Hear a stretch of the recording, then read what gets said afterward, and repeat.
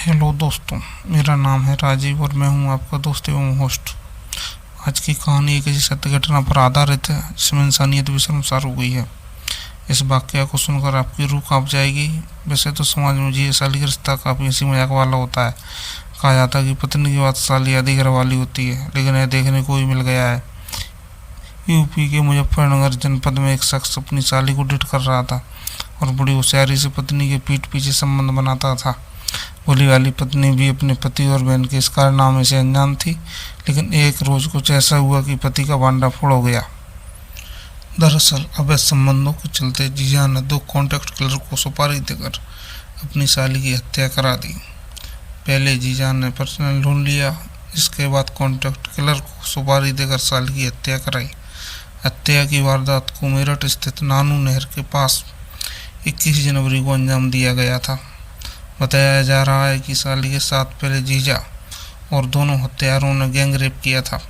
इसके बाद युवती का गला दबाकर हत्या कर उसके सब पर पेट्रोल डालकर जला दिया गया था। इस घटना के बाद जीजा साली के प्रेम प्रसंग का भी खुलासा हुआ। दरअसल लापता युवती की तलाश में जुटी पुलिस ने जब शक के आधार पर जीजा से पूछताछ की तो पूरी घटना का खुलासा हुआ। दरअसल मेरठ जनपद के गांव कोल निवासी आशीष की शादी लॉकडाउन में मुजफ्फरनगर जनपद की बुढ़ाना कोतवाली क्षेत्र स्थित भवाना गांव निवासी ऋषिपाल की लड़की पारुल के साथ हुई थी। आरोपी जीजा आशीष ने पुलिस पूछताछ में बताया कि उसने अपनी साली मृतक प्रियंका से अवैध संबंध थे। इसके चलते प्रियंका उसको अक्सर ब्लैकमेल किया करती थी, जिससे तंग आकर योजनाबद्ध तरीके से जीजा आशीष ने अपनी साली प्रियंका की हत्या की वारदात को अंजाम दिया। आरोपी जीजा की निशानदेही के आधार पर मृतक युवती के शव के अवशेष और उसके कपड़ों को घटना स्थल से फोरेंसिक टीम ने बरामद कर लिया है। आरोपी जीजा को पुलिस ने गिरफ्तार कर जेल भेज दिया है, जबकि दोनों कॉन्ट्रैक्ट किलर शुभम और आशीष जिन्होंने हत्या की वारदात को अंजाम दिया था वह अभी भी फरार है, जिसकी तलाश में पुलिस जुटी हुई है।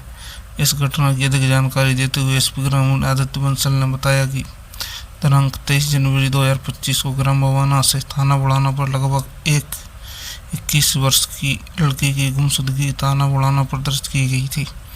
इस गुमशुदगी के संबंध में जब विस्तृत रूप से जांच की जा रही थी तो यह तथ्य प्रकाश में आया कि आखिरी बार 21 जनवरी 2025 को इस लड़की को उसके जीजा आशीष और उसके 2 साथी शुभम और दीपक के साथ एक स्कूटी पर जाते हुए देखा गया था, जिसके बाद से उस लड़की को नहीं देखा गया था और घर वालों द्वारा यह आशंका जताई गई कि इन्हीं 3 द्वारा कुछ गलत काम है उस लड़की के साथ किया गया है। इस सूचना पर तत्काल थाना बुढ़ाना पर सुसंगत धाराओं में मुकदमा पंजीकृत किया गया। इसके बाद इसमें जो अभियुक्त हैं आशीष उसको गिरफ्तार किया गया।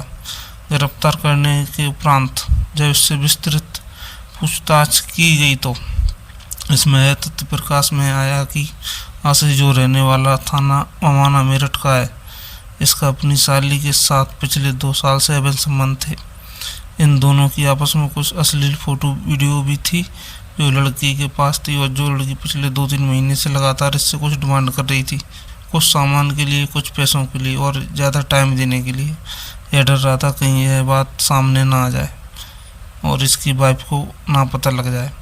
आशीष ने बताया कि वह बहुत तनाव में था और उसने इस कांड को अंजाम दिया। दोस्तों, तो देखा आपने किसी नाजायज संबंध का क्या नतीजा हो सकता है।